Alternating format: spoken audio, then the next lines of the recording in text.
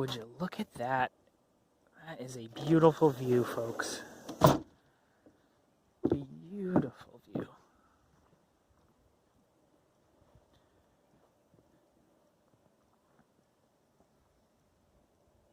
Our cat passed away last year. It was really hard on me. This was her favorite plant. It's a catmint. Not to be confused with catnip. Catmint also makes cats go gaga. Not as gaga, but it creates some beautiful purple flowers.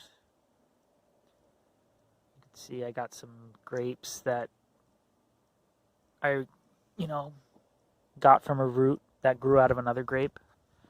So that looks like it's still alive. This one tipped over. Let's see if we can pick this up and see if it's alive. Yeah, it's alive. I thought I lost it. It looks good. You can see the buds are forming. And then these trees, these evergreens, I'm not sure what they are, but they came as little tiny saplings in my lawn. I just digged them up and put them all in the same pots. So there's like 5 specimens there and another specimen there. And you have a grapevine there with some catmint.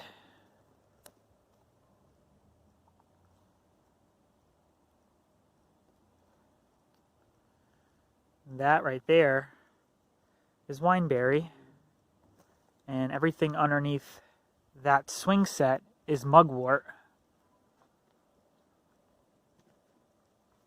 2 wild specimens. I did not plant them. They grew here naturally. That's your mugwort. This will get taller than me, 7 feet tall. And then same thing, wineberries also gets pretty tall. You could see some more wineberry back here.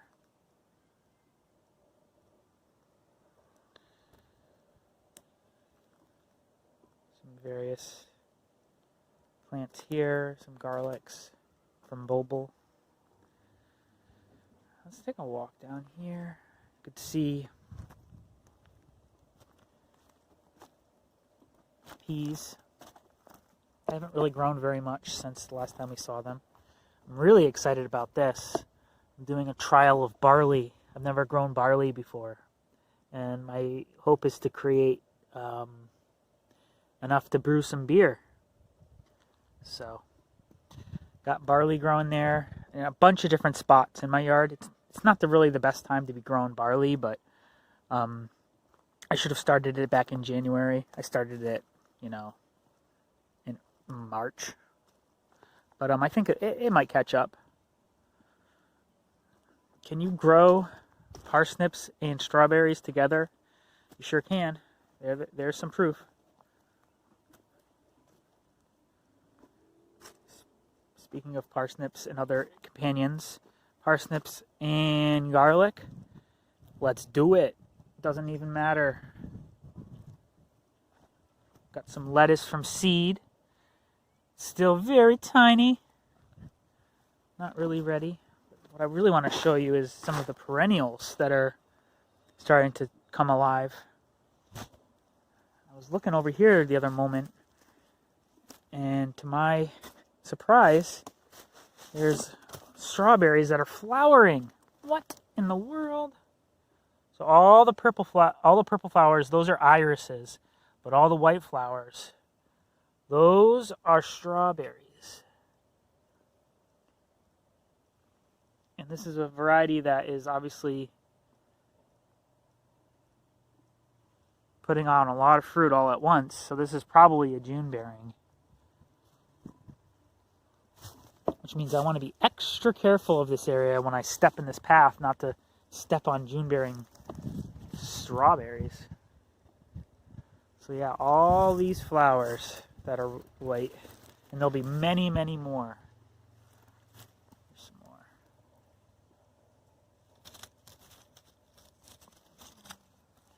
Look at that beautiful flower. June bearing strawberry.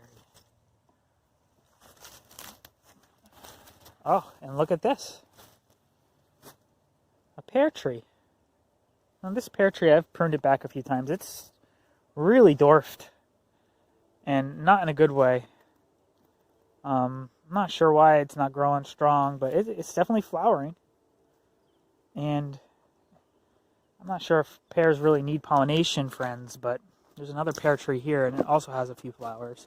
I pruned this one heavily as well, so I'm surprised it has any flowers. There you go. Yeah, it'll have quite a few. That's a much this one's not dwarfed by any means.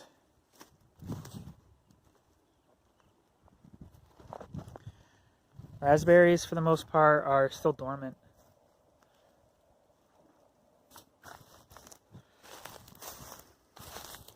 Peaches, for the most part, have flowered, and their flowers are pretty much done blooming. This is the latest one that's bloomed. So I can do a little bit of hand pollination to make sure I get a yield. So I haven't seen a lot of bees out. It was hot today, and then it got really cold. Oh, would you look at this? Look up there. This is what happens when you get coronavirus. You get people hanging out in the woods, driving around in the woods.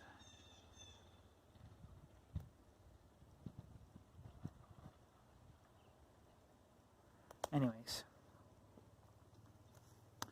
let me just continue pollinating these guys. You know, hopefully the bees did get through here. I'm just going to get myself a few of them, just to be certain that I get at least some yield on this tree.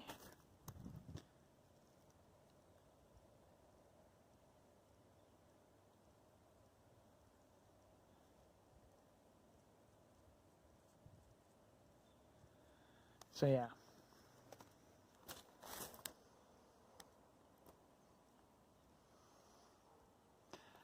But yeah, the other peaches have all flowered, and whatever got pollinated got pollinated. They don't have flowers anymore, for the most part. Like, for example, this one looks like it got pollinated. But this tree had tons of flowers on it, so you maybe got 1, 2, and then that's it. That's kind of crappy. Oh, there's a big flower still. So maybe 3? Maybe 3 fruits? For that little itty-bitty tree? Okay. That's fine. This one's got more still. This is a peach tree that I grew from a seed. Let's see how many years it's been alive. 1, 2,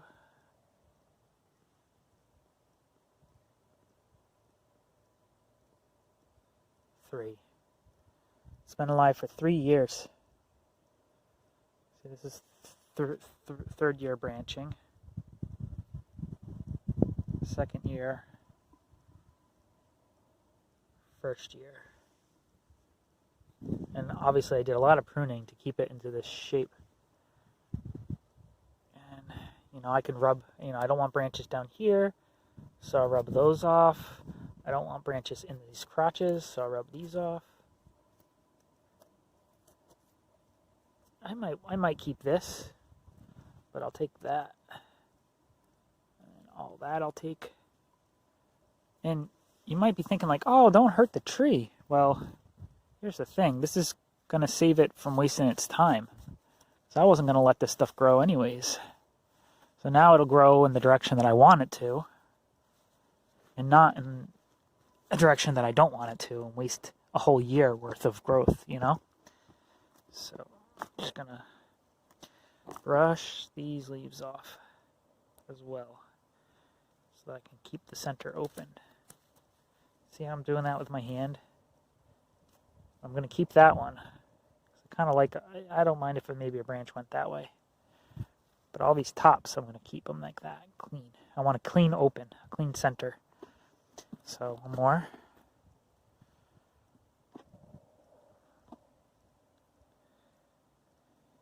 Oops, let me just turn here.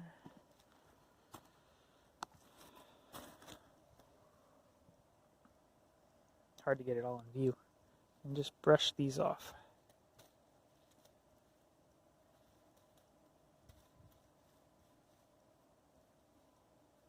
So that's it.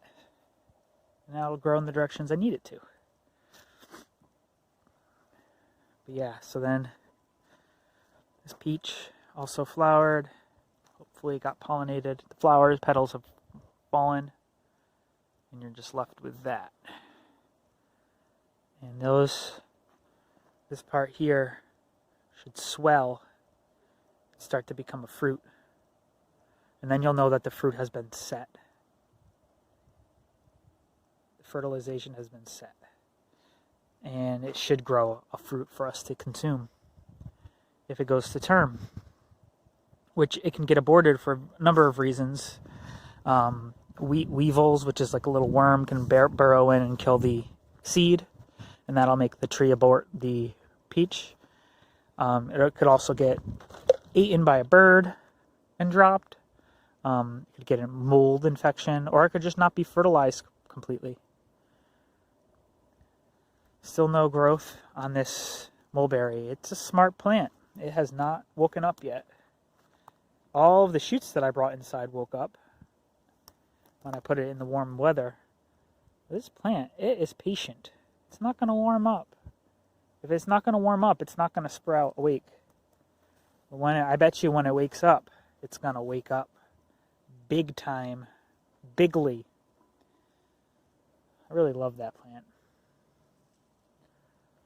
Okay, and then you have this peach tree here, and then you have my king of the garden, my 8-year-old. I believe it's 8. Let's count the growth. 1, 2, 3, 4, 5, 6, 7. 7. Between 6 or 7. 1, 2, 3, 4, 5. Yeah, 5 or 6. Alrighty, well, thanks for watching, and tune in again. Talk to you later. Bye.